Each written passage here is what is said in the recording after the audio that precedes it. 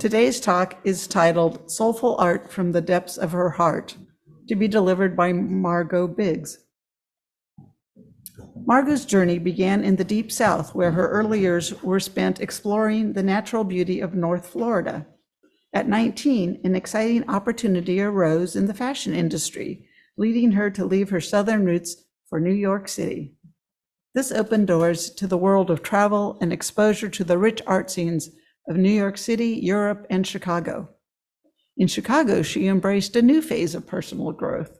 She married, started a family, and in the mid-'80s discovered yoga and meditation, practices that she continues to this day. However, life took a sharp turn for Margot in 2009, causing her to return to her hometown with her youngest son. Despite the challenges, she found a silver lining by pursuing her lifelong dream, painting. Dedication paid off as she gained recognition, winning awards, and securing solo shows. During this time, she also cared for her aging parents, a commitment that lasted 6 years. This period was followed by a joyful chapter, her marriage to Jordan. Together, they decided to move to California, seeking a fresh start closer to their children. After a life marked by frequent relocations, Margot is now settled here in Cambria. She is passionately dedicating herself to her art career, drawing from her rich experiences and building a beautiful life here in Cambria. Margot?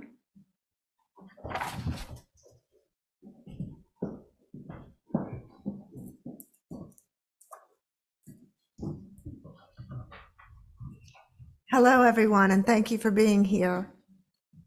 In particular, I would like to thank Randy and Julia, who encouraged me to talk about my art today.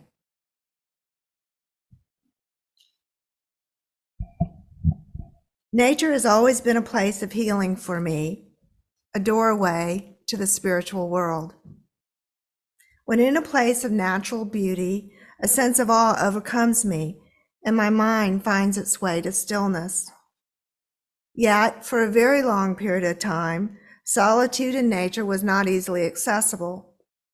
So I began to paint the piece I found there and was rejuvenated in the process.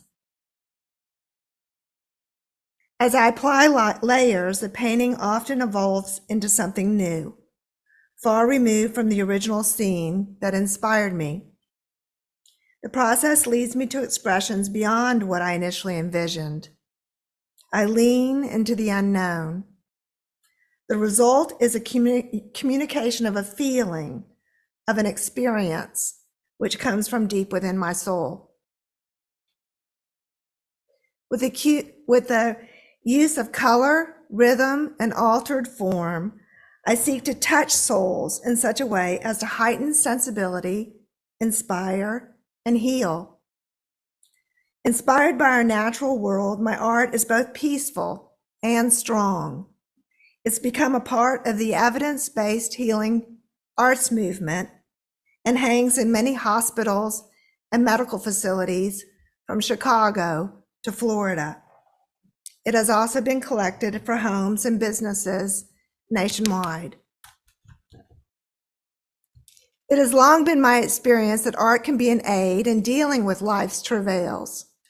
Indeed, the history of art teaches us that this is so.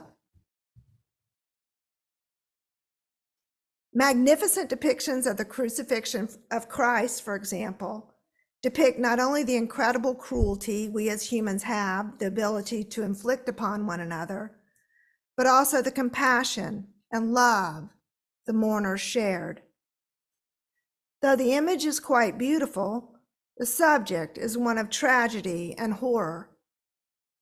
This elegant depiction of the crucifixion helps us better accept the inhumanity, death, and sorrow of the event, and by extension, the hardship of our own lives. Everyone, everywhere, wants to feel at peace. The family unit and our religious institutions are being challenged. Our world is chaotic, complex, and noisy. The internet brings us more bad news than we could possibly ever digest, and the superficiality of our consumer culture adds to the confusion. How do we find the inner peace we all so desperately need?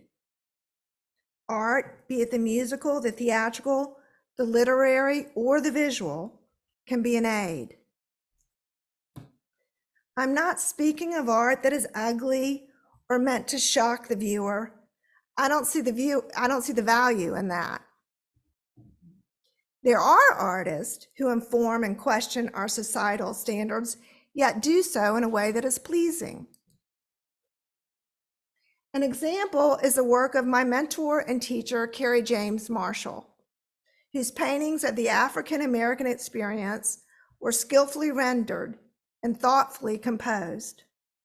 They draw the viewer in with their alluring imagery, yet would leave me wondering about the people who lived in the housing projects that which I passed each day on the way to my son's preschool. Carrie opened my mind to the prejudices I was not even aware that I had. How powerful that is. This 1994 painting, titled Many Mansions, was the first in a series of 5 large-scale paintings depicting the housing projects in Chicago and LA.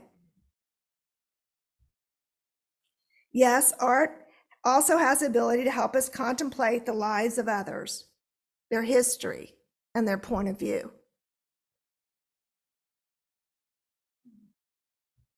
Besides the fact that beauty captivates, drawing people into their creative expression with the goal of imparting a message, beauty itself matters.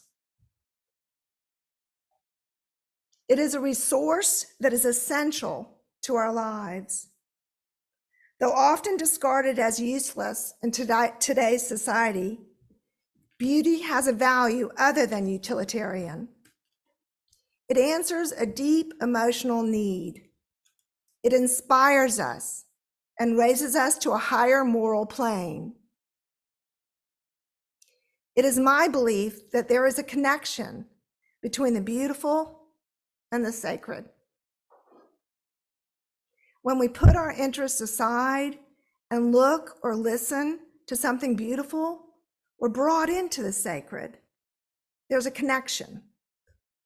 In this way, nature becomes a doorway to the spiritual world. I know this personally to be true. Creativity is also a way of sharing. As a highly visual and passionate person, I want to aid people in seeing the world the way that I see it. Many times I've been told that people see things now that they had not noticed before viewing my work, such as a negative space between the branches of a tree.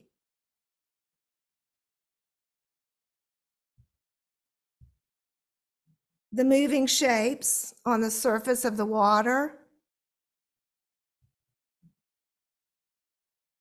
and the patterns in the dampened sand.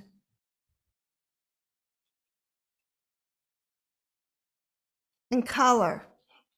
I remember walking with a dear friend of mine on Pensacola Beach, where the shadows in the pure white sand were a vibrant blue. I enthusiastically pointed it out to Kathy, leaning over to touch the shadow of a footprint in the sand. Very intelligent woman. She goes, I don't see it, she honestly replied. And this is a piece of the sand I did. Later, I learned that there's a minority of people called tetrachromats who actually have an extra cone in their eyes, featuring a photopigment that allows them to see more color that's not visible to most people. And I'm willing to bet I'm one of those people. Born on the North Gulf Coast, I was raised with traditional Southern values and all the expectations that came with them. Art was a passion I found in high school, and I was always enrolled in at least one art class. My parents had a deep love of the outdoors, and we spent all our free time on our boat, on the beach, or in the woods. Yet I was a different one. I was sensitive, and I saw the world differently, even as a little girl. So very often on our outings, I'd wander off on my own, where I would commune with nature and heal.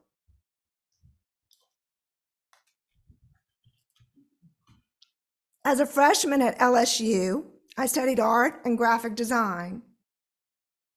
After a year, I was offered a job in the fashion industry in New York City, which I enthusiastically accepted. At that point, I had only been out of the Deep South once, and that was in a camper. I was pretty dang naive. New York City to me was intimidating and scary, yet also exciting and new. In New York, I was no longer the different one, just another face in a sea of diversity. For the first time, I was exposed to great art, the theater, and live classical music. As challenging as New York was, I loved it. This 10-year career gave me the opportunity to travel and live in Europe as well, where I frequented the museums, marveled at the sculpture throughout the cities, and admired the architecture.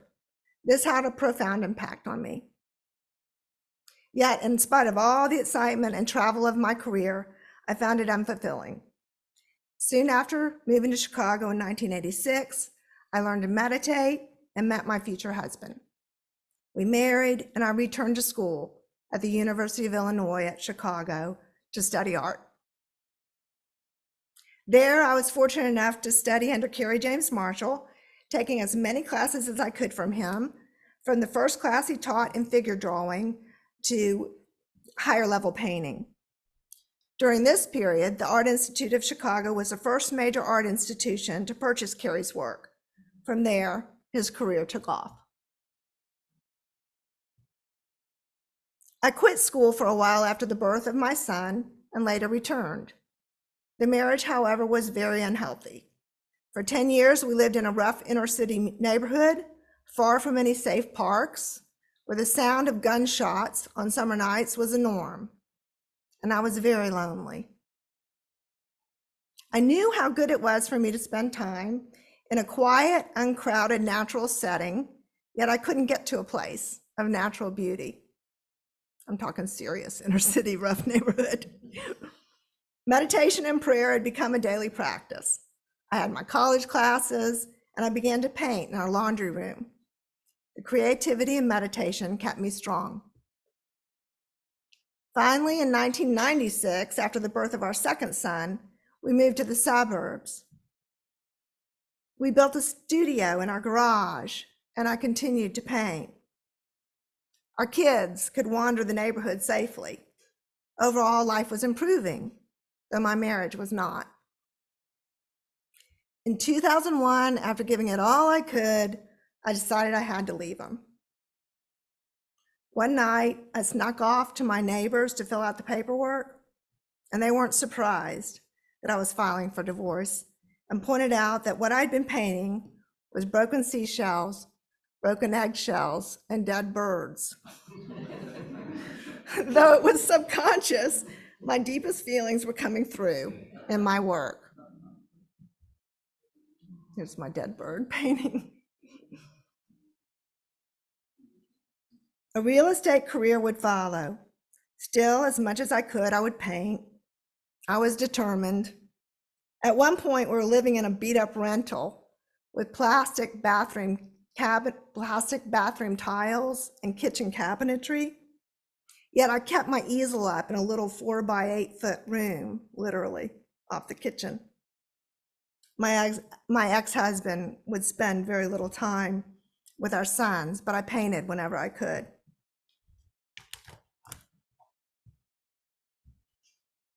By 2008, I was shown in group shows and selling. Life was a challenge. I was so busy, yet I kept painting as much as I could. I started writing poetry, which came to me when I painted. Nature and the peace it gave me came through in my work. These were not simply depictions of a beautiful place. They were communicating the experience of the strength, deep peace, and healing I found in the natural world. It was then that the doctors began to buy my paintings to hang in their offices. This painting, though very appealing, these two paintings that follow, they're very appealing. It's a beautiful beach up in Door County. But they both have a downward view. And this is inspired by the rocks and shadows on an Indiana beach of Lake Michigan. They also show a striving, a deliberate focus on the beauty present during a period of great loneliness and hardship. During the mortgage crisis of 2009, I went through complete bankruptcy, losing 3 properties and all my savings. After 30 years away, this led to a move back home. Though our Florida townhome was an absolute dump, I had 5 years of child support and alimony. This was my chance to make my dream of becoming a professional artist a reality. I was thrilled to be back on the Gulf Coast, and it showed in my work. My vision began to rise.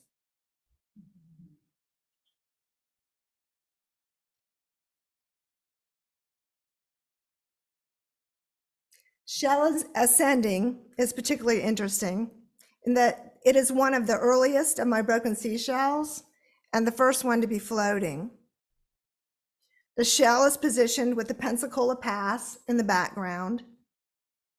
And in retrospect, I believe it was subconsciously I was painting a representation of my return home. I worked hard, painting regularly and showing my work at art festivals in Georgia, Alabama, and Florida. I was invited to recite my poetry. I won awards, received commissions, and had articles published about my work in numerous magazines. My greatest influences were the art of mid-century American and Canadian artists, including Rockwell Kent, Emily Carr, Lauren Harris, and Georgia O'Keeffe. However, more setbacks were to come. Life very often gets in the way of the pursuit of our dreams, It really does.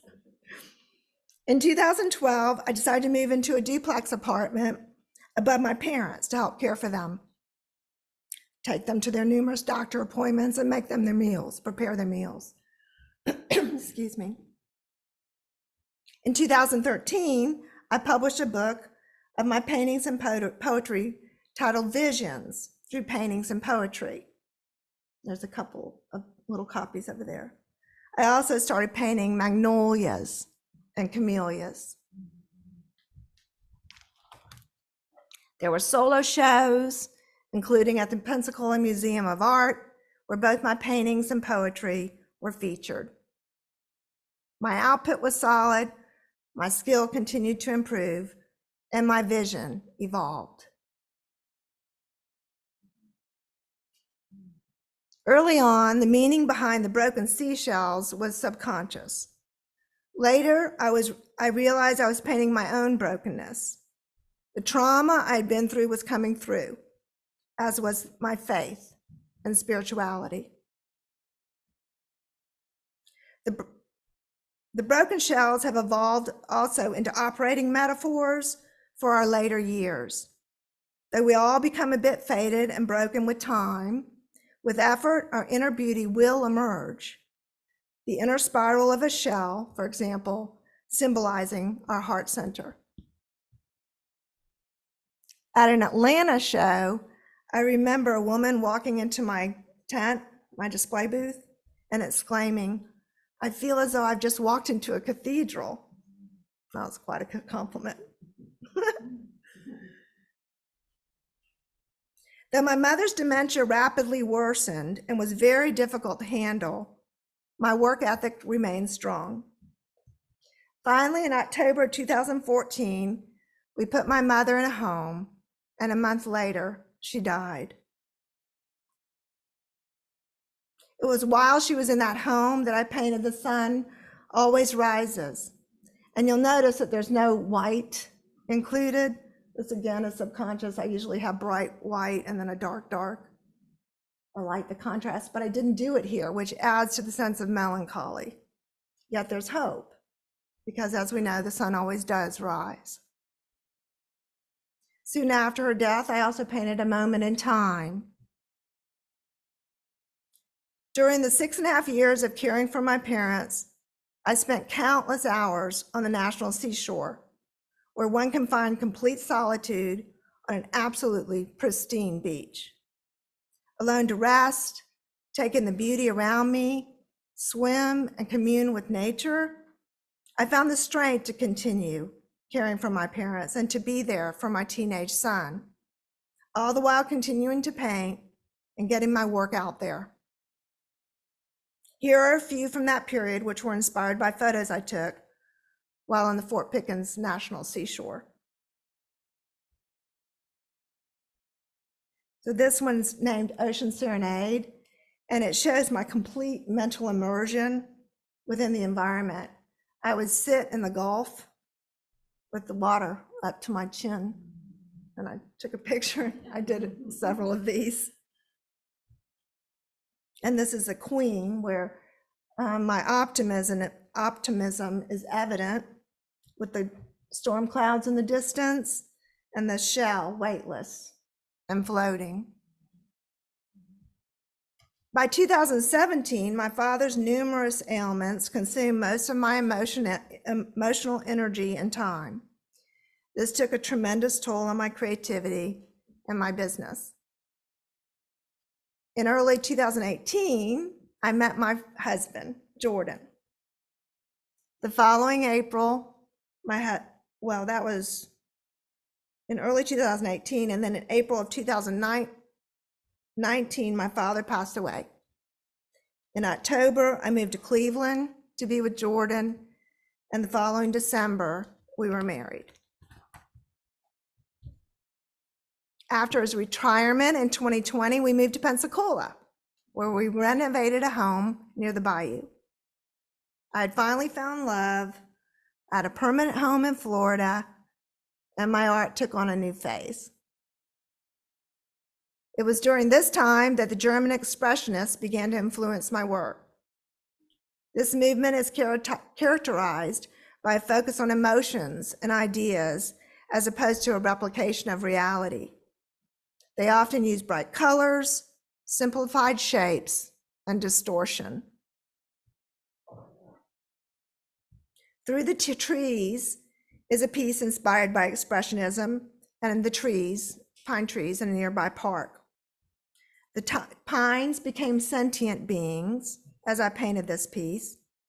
Facing the sun, the yellow light became a goblet shape,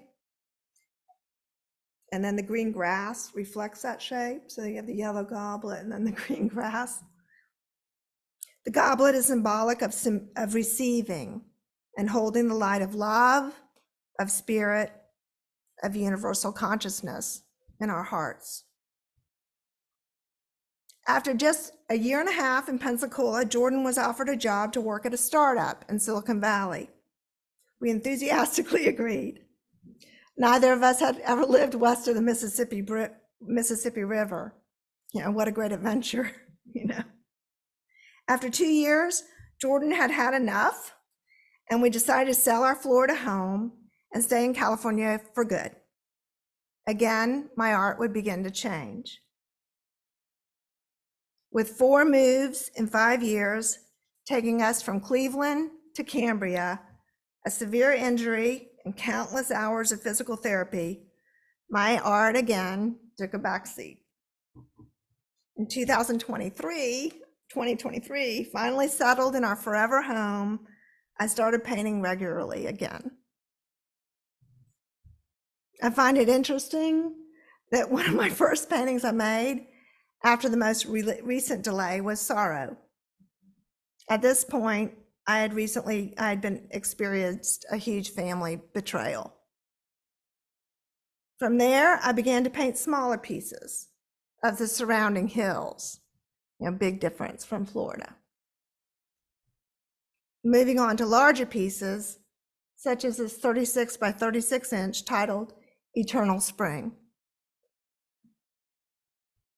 While painting, deep insights and wisdoms comes to me and symbolism emerges. This I share in the painting descriptions on my website. And part of the painting description for this piece reads, though the branches of the tree are bare, the clouds are in the distance, and the grass has sprouted afresh.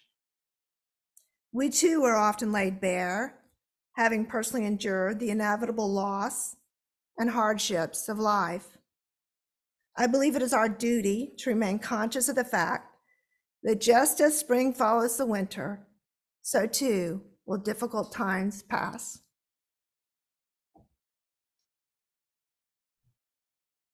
Viewing mountains rising up into the sky brings forth a feeling of upliftment within me. Though subtle, it's important to recognize these moments of emotional elevation, however fleeting they may be.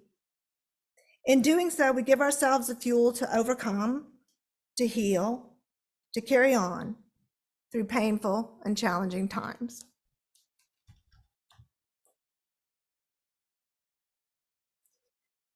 Art can be an aid in dealing with loss, heartache, and sorrow. It can inspire and uplift. Art can help us live more at ease, the lives we're living within our community and within the greater world. The enjoyment of art and the creation of it has been exactly that for me. For a long time now, a goal of mine in the creative process is to offer you more than beautiful imagery and a reminder of the healing the natural world can bring. I offer you a visual aid to inner peace and spiritual growth. Thank you.